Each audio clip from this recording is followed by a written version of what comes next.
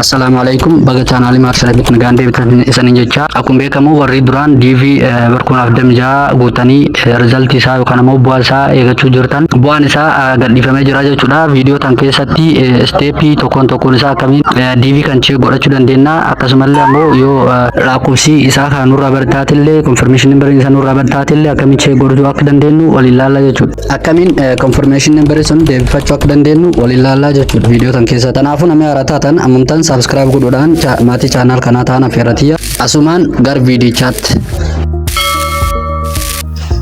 Okay, browser barbaanne tokko bannee jechuudha. DV Lottery 2026 kan immoo DV Lottery check DV Lottery program jennee search goona jechuudha. Akkuma isin argitanii jalqaba dhuuf kan tunda jechuudha. Jalqaba achi booda scroll goona jechuudha. Gam gadi check status kan jedhu kan tunda jechuudha. Achi ammoo continue kan jedhu kan tunda jechuudha. Continue kan jedhu kan tunda jechuudha. Step inni taanu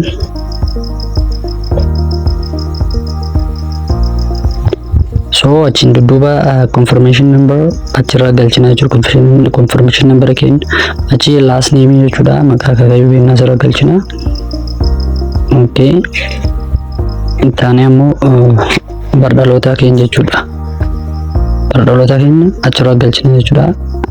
Achi booda ammoo authentication yookiin confirmation roobota kan ta'in adda baasuuf harkaana galchina. Achi booda check goona jechuudha deebine. Kaza submit